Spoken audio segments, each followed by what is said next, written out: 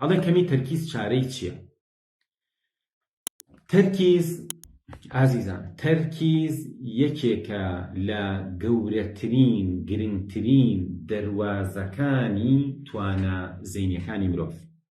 هیچ مرۆڤێکی سەرکەوتوو، هیچ مرۆڤێکی لێهاتوو نییە لەم دنیاە کە تەرکیزی زۆر خراپ بێت. تەنانەت یاریزانێکی تۆپی پێ تەرکیزی خراپ بێت نابێ بە یاریزانێکی باش. تەنانەت نووسەرێک ئەگەر تەرکیزی باش نەبێت نابێ بە نووسەرێکی باش. مامۆستایەک تەرکیزی باش نەبێت نابێ بە مامۆستایەکی باش. خوێندکارێک تەرکیزی باش نەبێت نابێ بە خوێندکارێکی باش. ئازیزانم، خراپی تەرکیز هۆکاری زۆرە.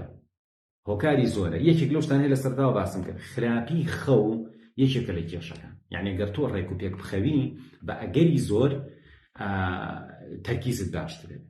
دوای ئەوە گەورەکردنی مەوزوع و زۆر خەفەت خواردن لەسەر بابەتەکان و مناقەشەکردنی شتانێکی زۆر تافی و هیچ تەرکیزی ئینسان زۆر خراپەکە. خاڵێکی تر ئەوەیە کە تۆ لێک کاتا کۆمەڵە ئیشی زۆرت هەبێ و نەزانی ئیدارێکی. بۆ نمونە هەرچەنە ئیشەکانە زۆر بێگە لە وەرەقەیەکا بڵێ ئەم ئیشانم هێوە، ئەم ئیشانە ئەەکەم، تەرکیزت تۆزێ باشە بێ. ئەگەر بڵێ تەرکیز چییە؟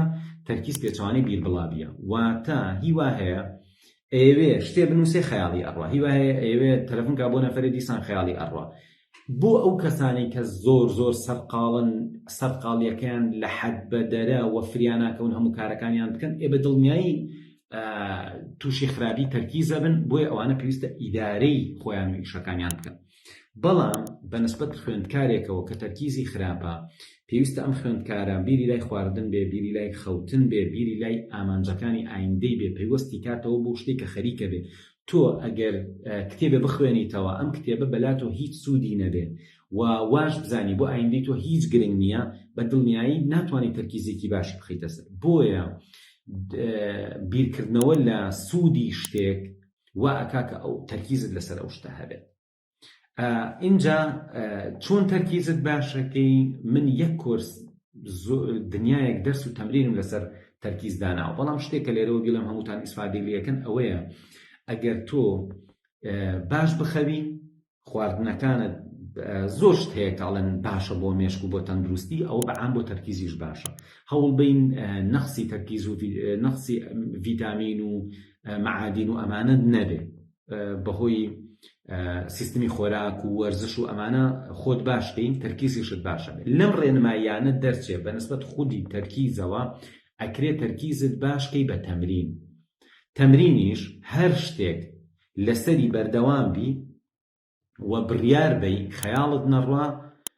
ئەگەر خەیاڵت ڕۆشت ئیشەکە تێک بچێ، ئەوە ئەو شتە بۆ تەرکیز باشە. بۆ نمونە من هەمیشە ئەڵێم بە بەشداربووەکانم بە پێچەوانەوە بژمێرە و بڕیار بە تا کۆتایی خەیاڵت نەڕوا و ئەگەر خەیاڵت ڕۆشت دەبێ بڕۆی لەسەرتاوە بژمێریتەوە. جا ئەگەر تێ تەرکیزت زۆر باش بێ، جارجارە دانیشە لە 1000ەوە تا 0 بژمێرە.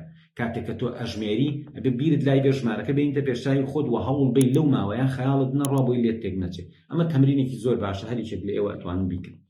و هەناسەی قوڵ، کەمکردنەوەی خەفەتی خۆت، یعنی شت مەکە بە کێشە و خەفەت لە ژیانی خۆتە، تەرکیزیشت زۆر فەرقەکە. ئیدارەی ئیشەکانت بکە، تەرکیزت زۆر باشە بێ. خەوت باش کە تەرکیزت باشە بێ. کە تەرکیزیشت خراپ بوو، هەموو شتەکانی ترت خراپ بێ.